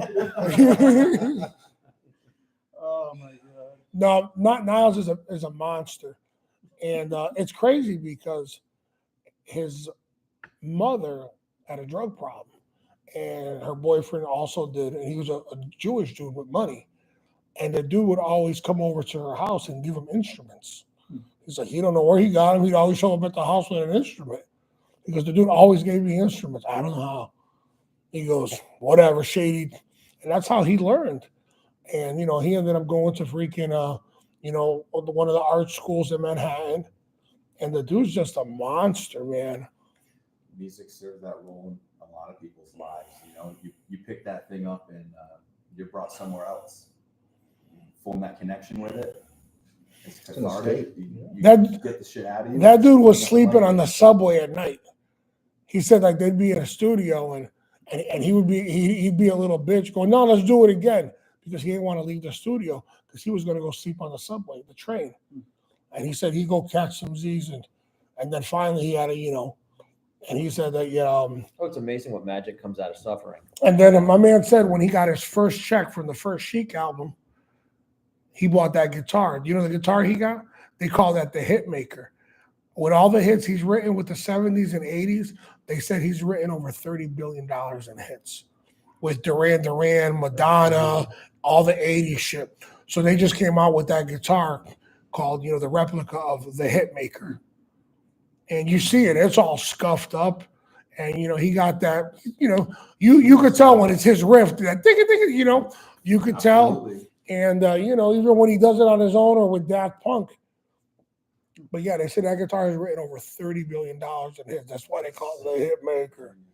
Yeah. I wonder what they value the guitar at, Like I said, I saw him at the Bushnell a couple of years ago, and he was just the coolest cat. And did you catch the tiny desk? Yes. That was dope. Especially when the guy did the Soul Glow. He did the Soul Glow because he wrote the whole score for that movie. And we're talking about Coming to America. If you guys don't know, if you've never seen Coming to America, check it out. Sexual Chocolate. The boy good. Yeah, you got a little time. Go watch. Go watch Coming to America. Almost every day. Hello, good morning, my neighbors. You too. I fucking love that movie. Where will I find a queen? In a place called Queens. But yeah, like I said, I don't know. That damn movie. That movie to me is like Easy Rider. I could come home at 3 a.m. and it's on. I'm like, shit, I wanted to go to sleep. Now I gotta watch this shit. Why? Why do you see Easy Rider 58 times? No, you're gonna watch it. But yeah, Coming to America is, timeless classic. Timeless classic. If you get offended, don't watch it. If you get offended, too bad. Yeah, man. Like I said, movies and old school movies and freaking music, man. Never gonna go out of style. Hope not, man. It's just it's a scary place where the world is. I got friends that work at schools, and we were talking last night about it, and kids pretending they're cats and dogs in school, man. Anybody with kids in school, man, God bless you guys. Fight the good fight. I got some clients of mine. They've pulled their kids out of school. They're homeschooling them because they're like, nah, bro. It's like I try to tell a good friend of mine, and she got kids in school, and I go, she was telling about one of the teachers, and I said, well, look at your kid's teacher. That kid 5 to 7 years ago was working at Hot Topic or Forever 21 with 4 colors in her hair and metal in her face. And now she's educating your child for life. Stay woke, bitches. Slay. So I'm sorry, dude. That person ain't educating my kid. I don't care what you say, what you think I think. You ain't educating my kid, bro. Guess what? I'd be calling the board of ed, give me a fucking curriculum. And guess what? If I got to get back to school, get some credits, I'll do it. But yeah, like I said, fucking, your Hot Topic kid ain't educating my kid. I ain't having it. I totally agree. Yeah, I pulled all my kids out. Did you? Guess what? And guess what? They sleep better. They eat better. Their attitudes are better. They treat each other nicer. They're not, at first I was concerned about harming my kids as far as their social. I was going to say, what do you think about the socialization end of it? So what we did. Because, yeah, right, they're not picking up the bad. Exactly. But what about the good, though? So what the good stuff, as far as, I was like, all right, we're going to pull the kids out. We're going to do, we're going to get them involved in things that are good for their minds, good for their bodies. So we got them. First thing we did was get them on karate. Dope. Got them on karate, and I love it. I will say for my oldest, my stepdaughter, she is into it, and she's very ADHD. Has a hard time focusing. When she's there, she's the loudest. She's the one that's staring at the sensei or whatever the whole time. Not raising victims, people. Not raising victims. I got 3 girls. I want my daughters to strike fear into the heart of men. I'm serious, because this is, and you know what? And I get yelled at by fuck you. This is a man's world. I want my girls to be meaner and more aggressive and able to take care of themselves better than these guys out there that are these predators or whatever you want to call them. I want some guy to come after my kid, and she doesn't just kick him in the balls and run away. I want his fucking eyeballs ripped out of his fucking head so he won't be staring at any more girls. I want my girls to be killers. And I've said that to people. Why would you want to do that? I'm like, because I'm not an idiot. Because you're not raising a victim. I'm not raising a victim. I'm raising a fucking killer. I want my kids to have, to question everything intellectually, question everything, have a good spirit, but also able to, as far as respect, and I don't have any problem with them asking questions of authoritative figures as long as it's done respectfully. But I also don't want my kids just blindly, walking on the freaking line in a single file line like they're getting ready for to slaughter. Exactly. Right. You're not putting them in line to slaughter. So I put them both into multiple sports aside from karate, and then I also got my second oldest into, my oldest wasn't really interested in the musical aspect, so my second oldest, she got into violin, and she just started taking violin lessons, and she's enjoying it, and it's their mental health I've seen just drastically improve from being homeschooled. And we would get involved in all these homeschool groups and the kids. I was homeschooled from my mom pulled me out of school when Columbine happened. So I was homeschooled from first grade through my sophomore year of high school. And I will say, because I went through it and when it was kind of becoming a thing, a lot of the curriculums and this and that where it's very faith and religion based. I've tried to find a little bit more like middle of the road where, I don't really want everything to be faith and religion based. I don't mind it, but I also want there just to be, I just hate everything has a twist on it, whether it's your news or your schooling, everything has a slant, hidden agenda. A hidden agenda. So I just want basic facts, and they do their schoolwork well. Their grades are great. And they see their teachers, their old teachers, and they see their old classmates still. And so I let them still socialize and talk. But I noticed, like with my oldest, on the bus, it stopped becoming like, oh, I'm excited to go to school and learn things. It was like, I'm excited to go learn all the stupid shit that the kids are learning on the buses. And they're all talking about YouTube. I don't allow YouTube in my house with the kids. I don't, because it's a rabbit hole. I mean, everyone in this room has probably been on YouTube at one point or another. You fall some fucking rabbit hole. You start off watching a video on how to fix something, and all of a sudden you're looking at old Chernobyl footage or something, weird stuff. But I'm saying the kids, they always gravitate towards the stuff they're not supposed to. Well, of course, and that's why they're kids. And it's like I try to tell people in safety classes. People all stressing. They're stressing shit that they got no control over. I go, dude, your bigger predator comes into your internet line nowadays. Mm-hmm. You know what I mean? Hi, I'm Jim. I'm 12 years old. Yeah. Sure you are, bro. Right. Exactly. And they go right through the kids' games now, like the Roblox and all those kids' games. And they're finding out they're like these weird chat parties. They're hidden in these rooms and stuff that the kids can go to. That's why I don't mind my kids playing a little bit of video games, but there's a minimum amount of outdoor time that has to be met every day. Playtime, exercise. They got to walk the dogs every day. We're going to make them walk the dogs, make sure they get their exercise in. But the karate, I have to say, I am such an advocate. I never took any. It teaches discipline, man. I started at 7 years old, bro, and I just think it just what you take away from it, dude. It's just priceless. Well, I just noticed, like my oldest, her whole attitude is she's more polite and respectful. She's and her. I love the set because every day when they get done with their whatever, they all have to take a knee on the mat, and he'll talk to them about personal responsibility, honesty, integrity, and he makes them give examples, and I have to give a different example every week rather than just keep doing the same regurgitated shit. And then I see in my kids now, they're doing things to help without being asked, because that's all he's about. He's about holding yourself accountable, not just for your chores or your school, but your whole life, everything about your life. Stay hard, right? Stay hard. Stay hard. Yeah. I noticed drastically, and I even told my wife, I was like, I'm even thinking about go and do something like that. Hey, Willie Nelson is a black belt in 4 different types of martial arts. Did you know that? I didn't know that. Kung Fu, karate, I think Brazilian Jiu-Jitsu, and something else. And he, obviously not, he's 90 years old, but I still wouldn't mess with him.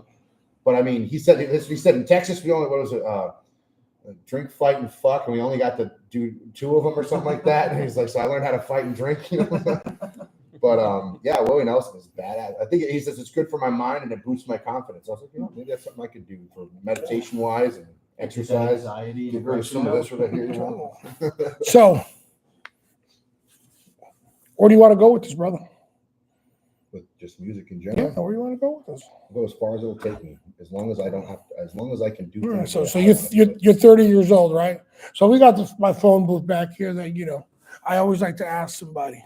I'm gonna ask all 3 of you guys, right? You're gonna have it the easiest because you're gonna see it first.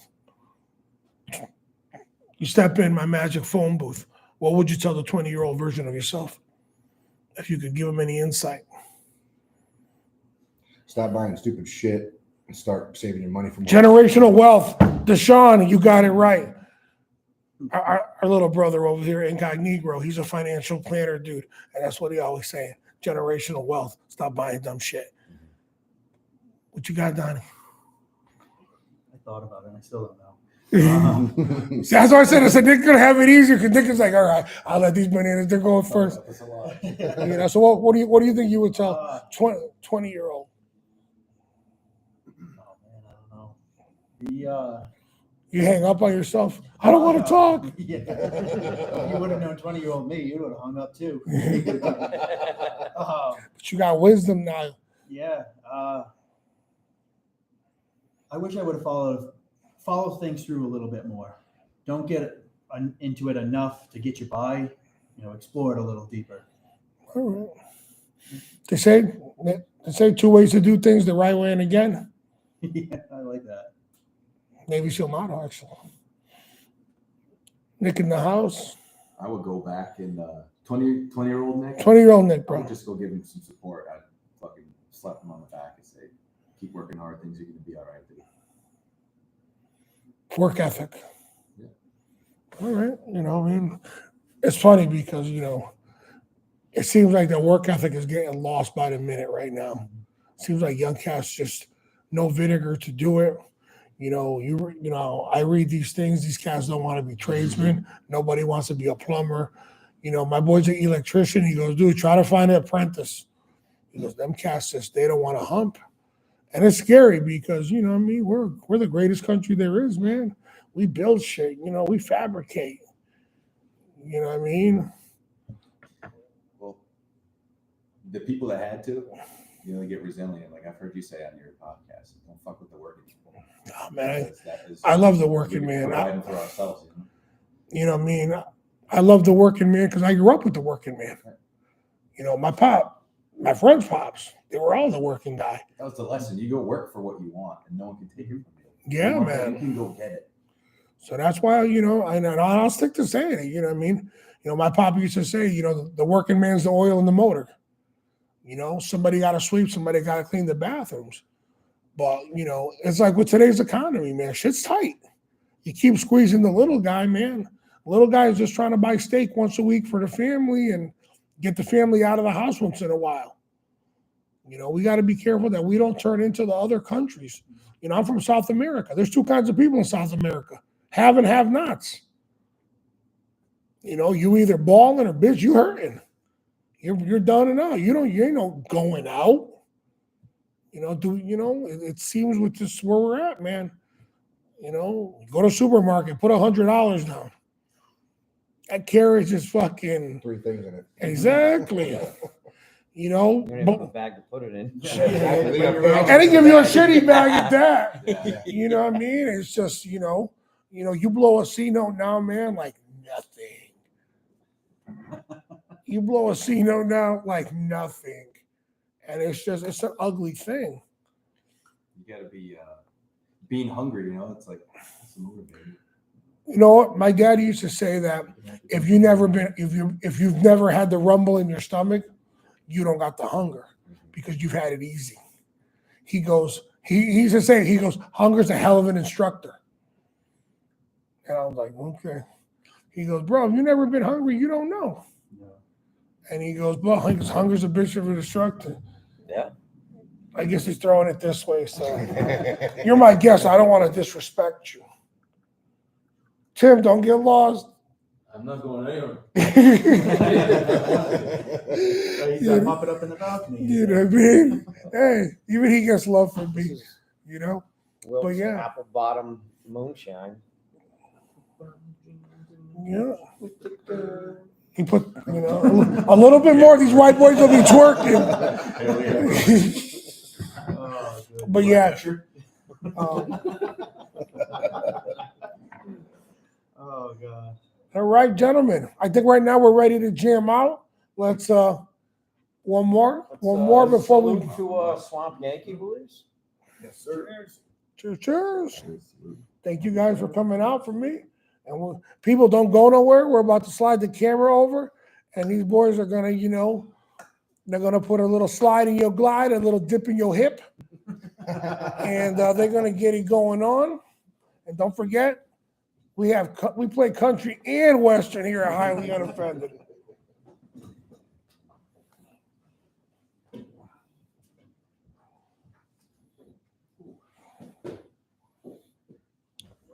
Hey Tim, help me adjust that camera over there real quick, Bubba. So I can go on and off. It's going to turn it to these guys now? Yeah. We just pointed it down. Yeah. I'm still trying to picture you walking down the street in Harlem with that hair. Yeah, I do it. Were you wearing cowboy boots too? Yeah. Of course you were. 21, 22. They thought I was a rapper. He was my agent and shit. This one's for you, Jimmy. Oh boy. Oh, see, my man's kicking it.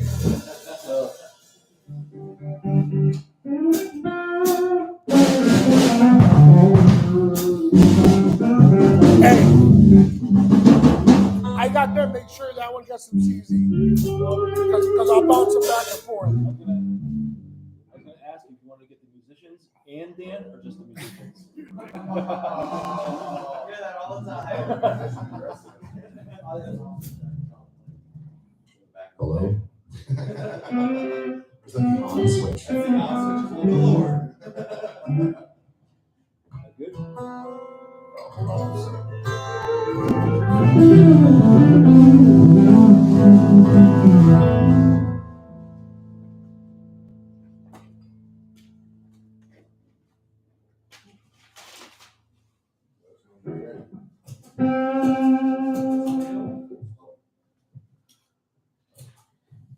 Let us know when you're ready. All right, hold on 1 second. Let me hold on.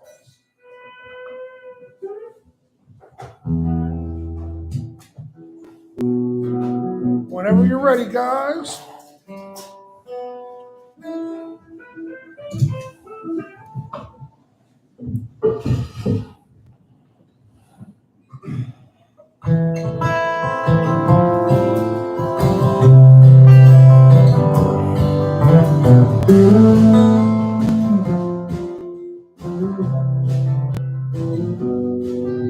It's funny how I say I'm not addicted. Not a day goes by that I don't know my mind. To calm the thoughts living in my head. Tell my friends I can stop it anytime. I lie to myself in my own hell. Smoke a little more to keep my mind. 'Cause I don't like my brain overthinking everything. Cause so much of my own pain, so I slow it down. Don't judge what you can't see.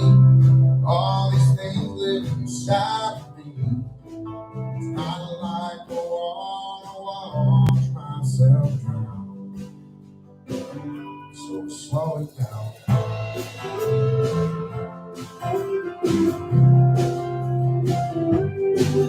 There's a million people in a life just like me. Shooting pain with addictions stay alive. It's a sickness, it's a cycle, trying to stay free. Hope I don't run out of precious time. I lie to myself about my mental health. Drink a little more to just get by. 'Cause I don't like my brain overthinking everything. I lost so much of my own pain, so it's slowing down. Don't judge what you can't see. All these things live inside of me. I like to wash myself drown. So slow it down.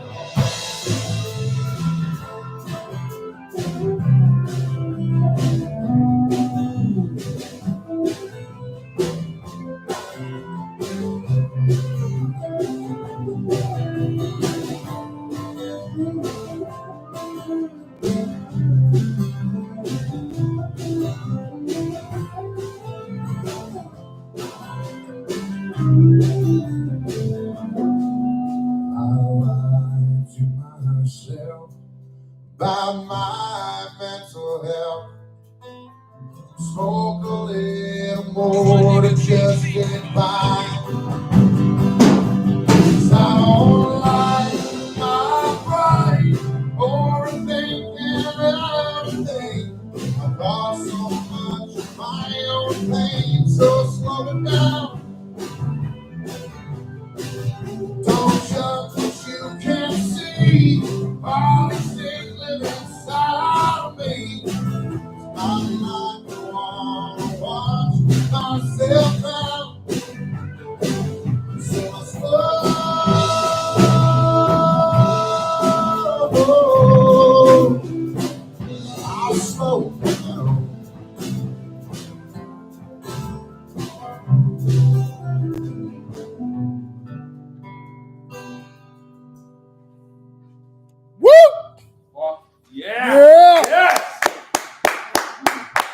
It's like, this is the smallest gig I ever fucking played. Shut up.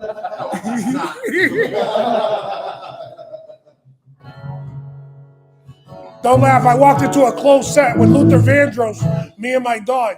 And he goes, yo, my man, I never played to a guy and his dog before. It was a closed set, but I still walked through it because I wanted to see Luther Vandross. And he's like, the fuck is this guy? This is a song I just dropped in February. It's called The Choice. This is Nicky Sue's favorite song. Ready? Sure. Ready now?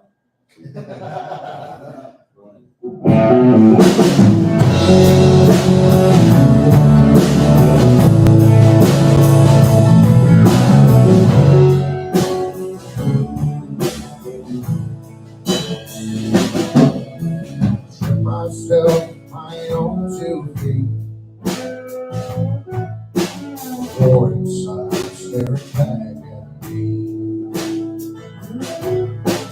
Should I stay on the path I chose? Should I grow flowers on my own?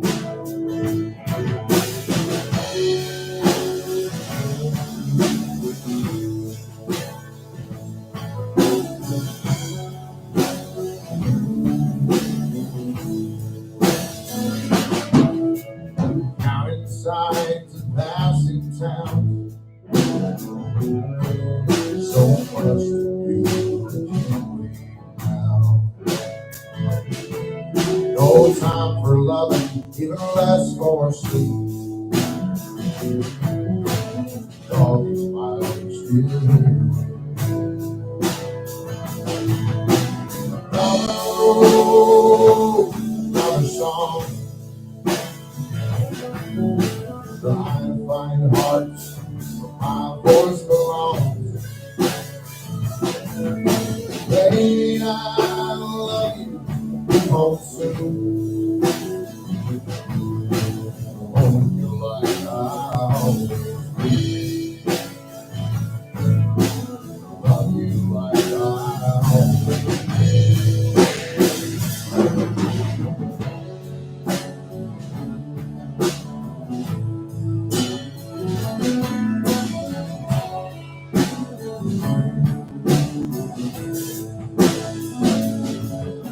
Single crowd here tonight.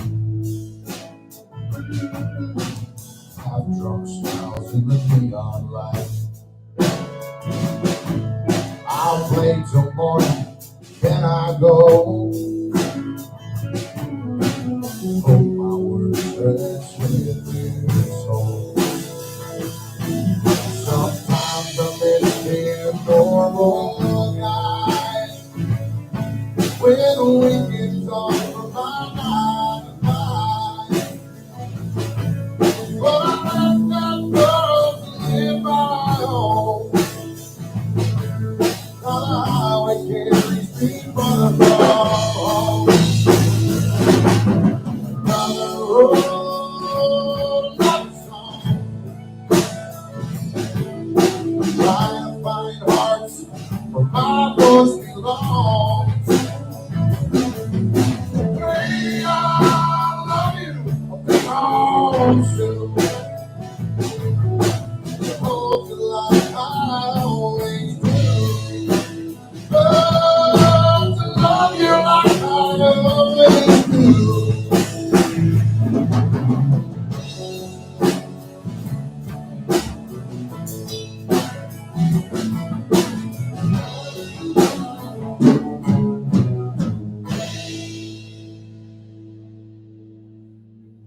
Yeah! Woo!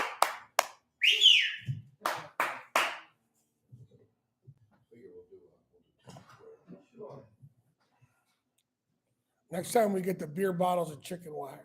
Because I throw a bottle at you right now.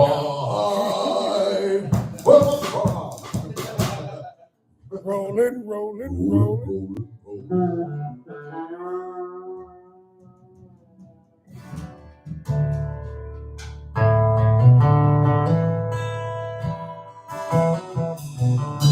John, let me know when you're going to do a solo so I can put it Let me know when you're ready. So I can sign it to you.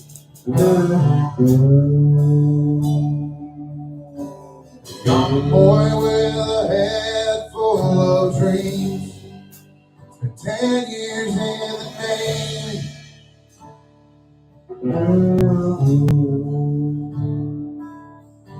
He got himself a government job.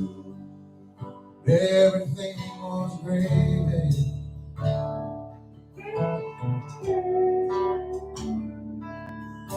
He had all the money and the toys. Little blue house and no stove.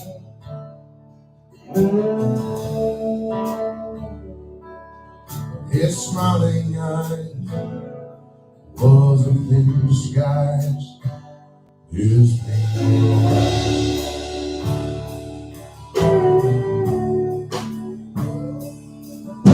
So Timmy took to drinking to quiet all the voices.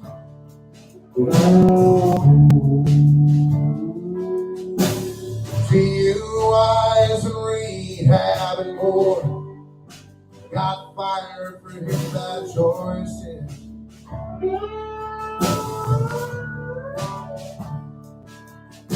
His friends all started calling him a drunk. Never returned his phone call.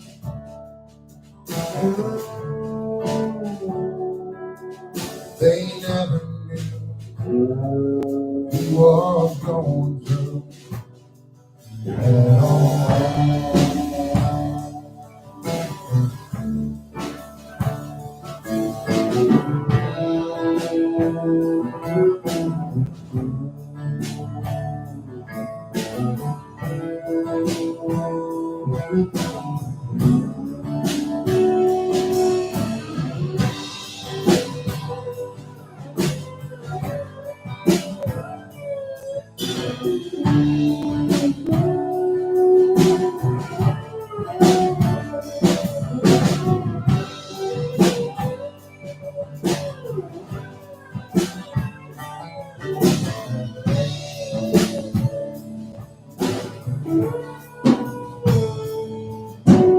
Jimmy got at home one winter day, along with all his demons.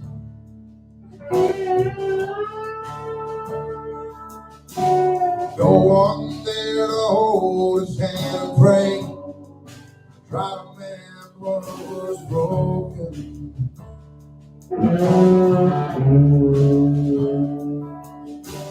Now they cleaned out his house to make room for another family.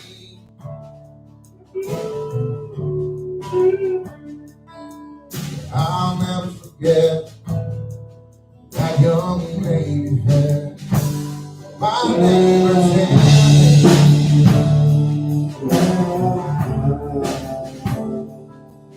I'll never forget young trouble lady hair. My neighbor's hand.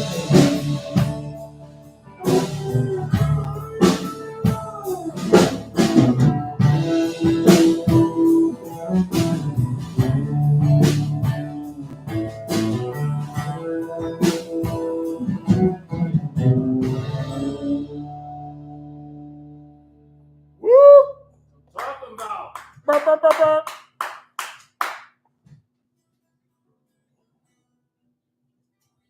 What do you want to say now?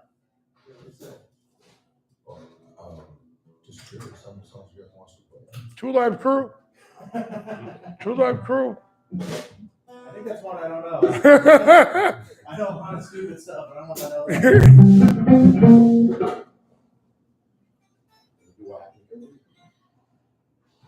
I can try. I'm not Brian Straw, but I can try. Play the trooper. Run to the hills.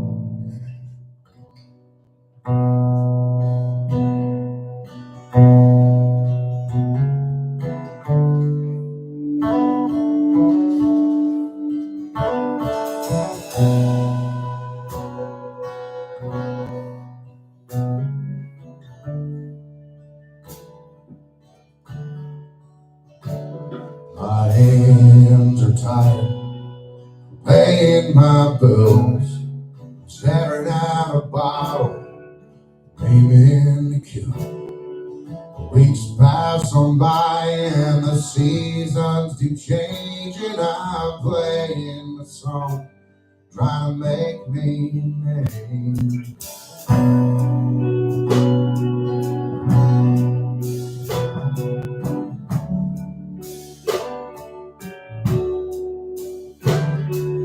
People say as they walk out the bar, the kids going places, maybe even start.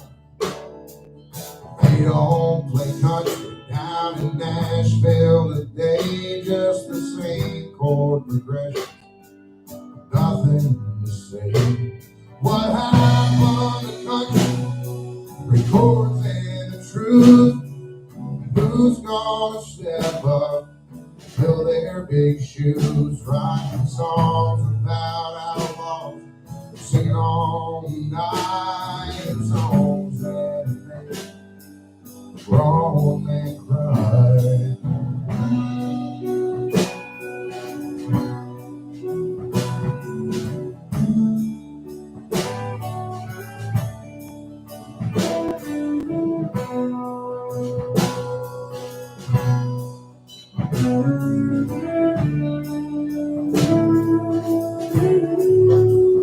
They follow tonight down on Music Road.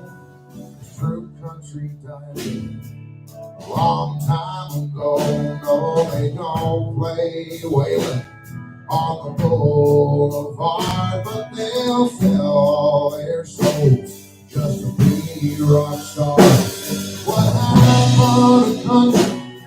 Records and the truth. And who's gonna step up, fill their big shoes, writing songs about outlaws, singing all night, and songs that make a grown man cry.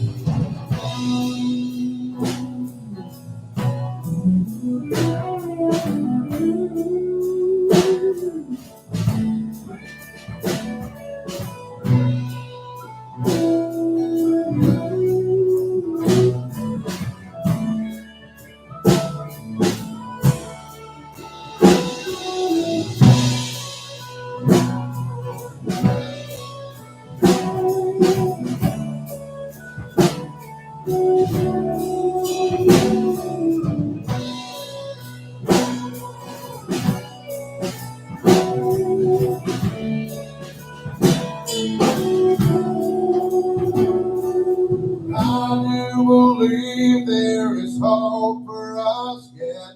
There's millions of people who cannot forget the way Johnny Cash brought a tear to their eyes, or how Marty Robbins painted Texas skies. What happened to country? Recall their truth. And who's gonna step up, fill their big shoes, writing songs about outlaws, singing all night, and songs that will make a grown man cry.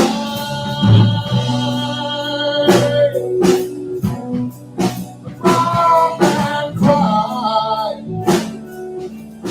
Brings a tear to your eye. I won't let country die.